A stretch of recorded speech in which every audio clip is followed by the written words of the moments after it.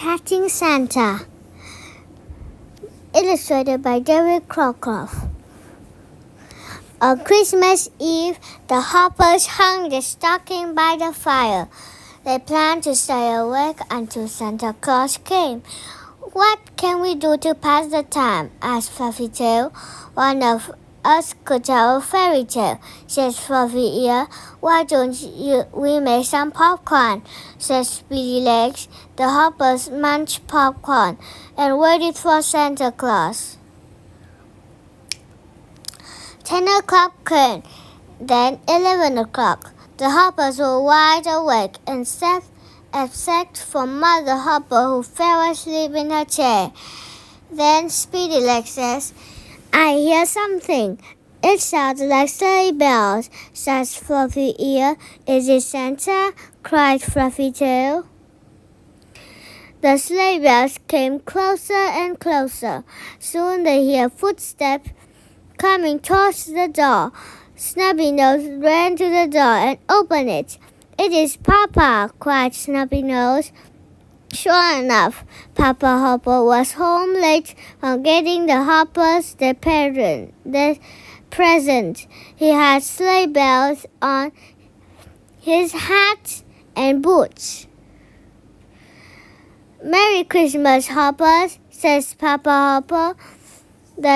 He hugged all the Hoppers and sat in a chair next to Mother Hopper. Snubby-Nose hopped in his lap. "Did you see Santa Claus?" he asked. "Santa Claus," says Papa Hopper, sitting up. "You Hoppers know that Santa won't come unless you're asleep." "That's right," says Mother Hopper. "Off to bed, all of you." The Hoppers groaned, but they went to bed.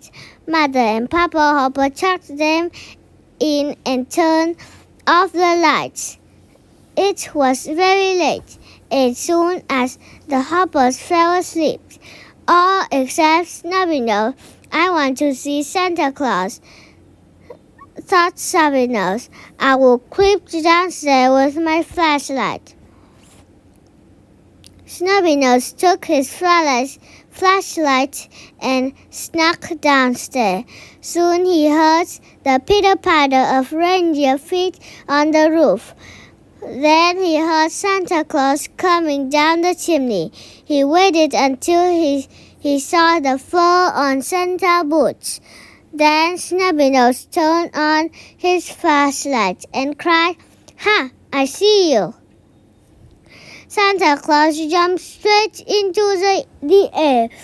He was so surprised. "Oh, what are you doing up, Snubby-Nose? I know you're supposed to be asleep."